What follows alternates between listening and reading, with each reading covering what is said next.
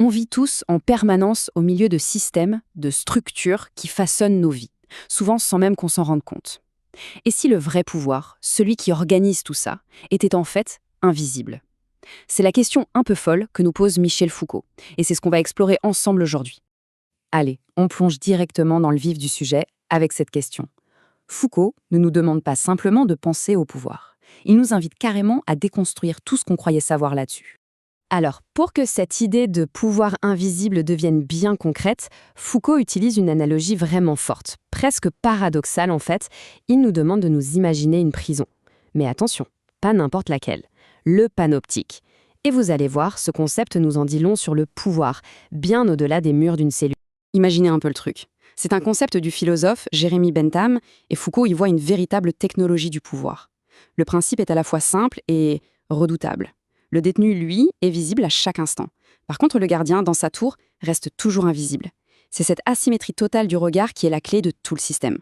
Et comme Foucault l'écrit lui-même ici, le pouvoir fonctionne en se cachant, tout en nous forçant, nous, à être dans la lumière. C'est là qu'est le génie, si on peut dire, du système.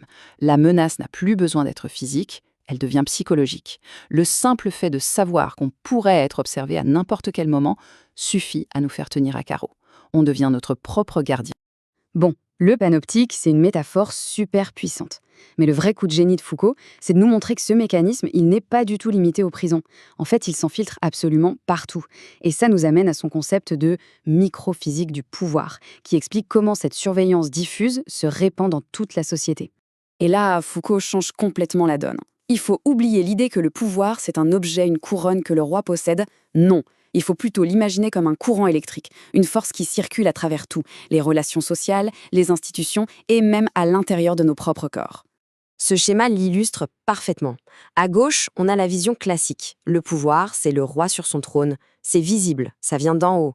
À droite, la vision de Foucault. Le pouvoir est un réseau, un maillage invisible et complexe, comme des câbles qui parcourent les murs d'un bâtiment.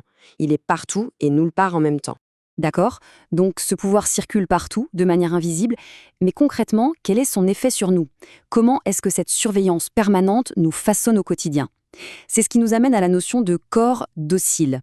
Le résultat de ce pouvoir disciplinaire, c'est la fabrication de ce que Foucault appelle des corps dociles. Il ne s'agit pas de corps brisés par la violence, pas du tout.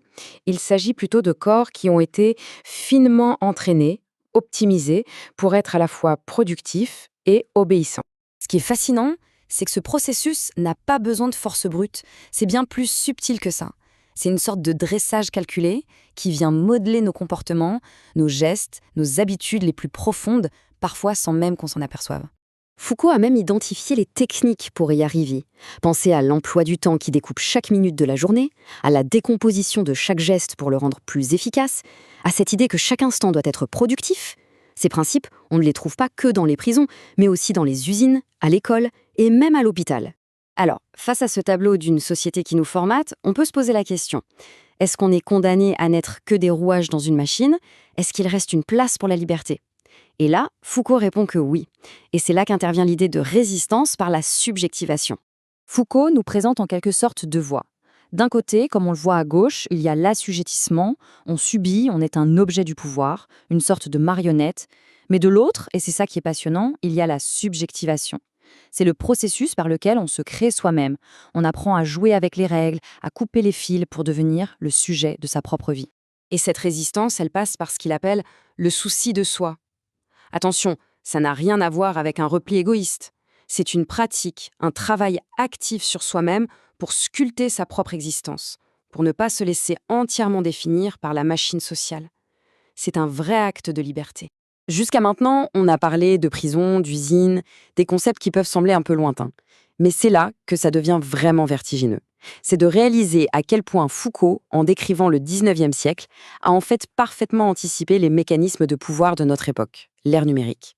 Les principes du panoptique, cette visibilité permanente, cette observation anonyme, c'est littéralement l'architecture de nos vies en ligne.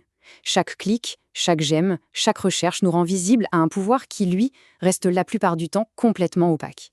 Et tout ça, ça nous laisse avec une question assez déroutante sur notre propre rôle.